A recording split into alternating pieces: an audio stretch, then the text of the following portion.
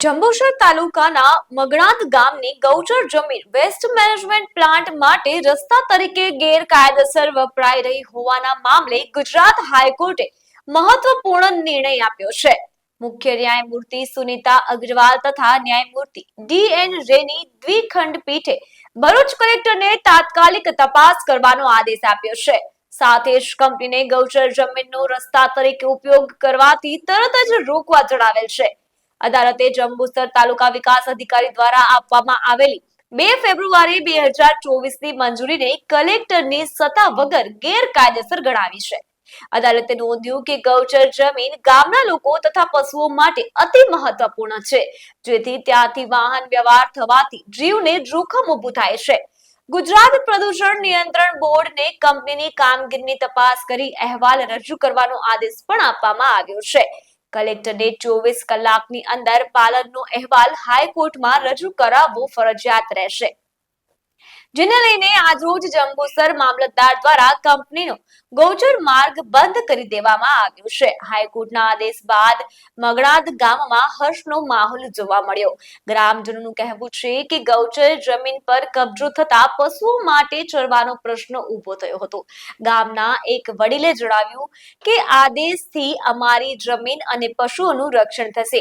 બીજી તરફ waste management plant ચલાવતી કંપનીના પ્રતિનિધિએ પ્રાથમિક પ્રતિક્રિયા આપતા કહ્યું કે અમે કાનૂની પ્રક્રિયામાં સહકાર આપીશું। ગૌચર જમીનના બદલે વિકલ્પ રૂપ જમીન આપવા માટે પણ કલેક્ટર સમક્ષ અરજી કરી છે। હાઈકોર્ટના આદેશથી હવે કલેક્ટરની તપાસ અને જીપીસીબીની રિપોર્ટ પર આગળની કાર્યવાહી કરવામાં આવશે। મારું નામ મુકેશ કુમાર ભાઈલાલભાઈ સિમલ છે। હું મંગણાદ ગામનો ખેડૂત ખાતેદાર છું।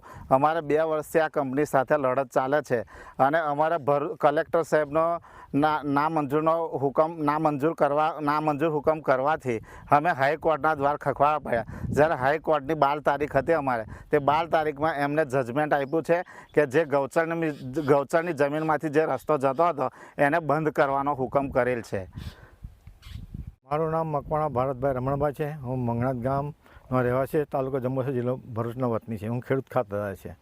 હવે મંગણાદ ગામે સેફ એન્વાયરો કંપની આવી છે, જે 2021થી વેસ્ટનું કામ કરે છે। આપણે ગુજરાત રાજ્યમાંથી અને ગુજરાતના બાંડા રાજ્યમાં જે ભીનો અને સૂકો કચરો કેમિકલ છે એ લાવી અને તલાવ બાંધીને એમાં નાખે છે અને જેનું કેમિકલનું પાણી બહાર નીકળે છે એ બાજુમાં 2-3 તળાવ બનાવ્યા છે, એ તળાવમાં જાય છે।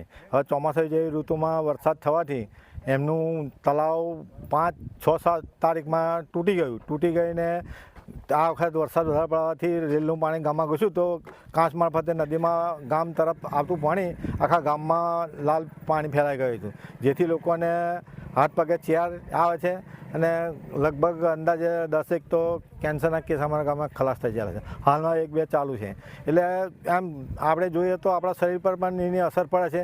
શરીર તો શું જો, પણ આ ખેડૂતોને મોંઘી પાક જમીન છે, ફળદ્રુપ જમીન છે, એ હોત પણ ખરાબ થઈ જવા બાજી। હવે આ વિશે અમે વારંવાર છેલ્લા 2-3 વર્ષથી જીપીસીબીના અધિકારીઓ સાથે સંપર્કમાં છે અને આવે છે, સેમ્પલ લઈ જાય છે, અમને કંઈ રિપોર્ટ આવતા નથી અને એમની કંપની સાથે મિલીભગત છે। હવે આગલું શું કરે છે ખબર નહીં, અમને સાચું કારણ મળતું નથી। એક વખત એમને ક્લોઝર આપી હતી, ત્યાર પછી કંપનીનું પાણી પાછું અમને 5-6 તારીખમાં તલાવ ફાટી ગયો, આખા ગામમાં ફર્યું, ખેતીની જમીન એટલે ખેડૂતોના પાક નિષ્ફળ થઈ ગયા અને ખેડૂતોને એ લોકો કંઈ વળતર આપતા નથી। તો ખેડૂતોને નમ્ર પડે છે કે આ કંપનીનો જે રેશિયો છે 10 કિલોમીટર હવાનું પ્રદૂષણ થાય છે, તો 10 કિલોમીટર સુધીના ખેડૂતોને વળતર આપવું જોઈએ, નહીં તો કંપની બંધ થવી જોઈએ કોઈ બી સંજોગોમાં।